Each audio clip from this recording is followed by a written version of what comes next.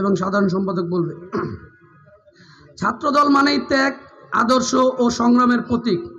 আজকের এই সম্মেলনে আমাদেরকে আরও ঐক্যবদ্ধ সুশৃঙ্খল রাজপথে আন্দোলনের জন্য প্রস্তুত করবে ইনশাল্লাহ।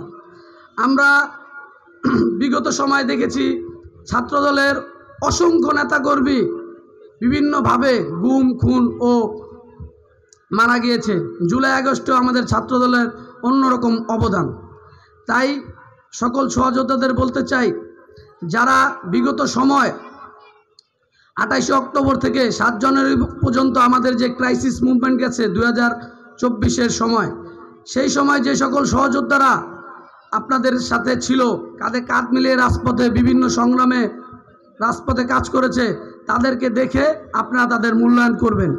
এমন কাউকে আপনারা মূল্যায়ন করবেন না যারা 5 তারিখের পরে ফ্যাসিস্টদের সাথে আওয়ামী লীগের সময় বিভিন্ন গুপ্ত সংগঠনের সাথে ছিল, আমাদের বাসাবাড়ি চিনিয়েছে এবং আমাদের সহযোদ্ধারা কোথায় কিভাবে মিছিল করবে তার ট্রেস মিলিয়ে দিয়েছে।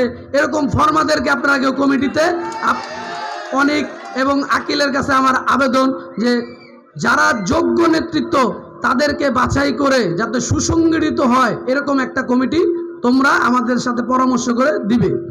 আমরা চাই যে আমার যে সকল সহযোদ্ধারা দীর্ঘদিন একসাথে কাঁধে কাঁধ মিলিয়ে কাজ করেছি, সকলে অনেক সময় সিনিয়রের ভারের কারণে ওয়ার্ডে থাকতে পারবো না, তারা যাতে মনে কষ্ট না নিয়ে থানায় যাতে তাদেরকে সুযোগ দেওয়া হয় সেটা একটা আমরা বিবেচনা করব।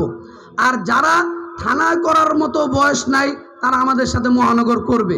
তাই সুশৃঙ্খলভাবে যাতে সামনের দিকে আমরা আগাইতে পারি এই আশা ব্যক্ত করে আমি আমার সংক্ষিপ্ত বক্তব্য এখানেই শেষ করলাম। আসসালামু আলাইকুম।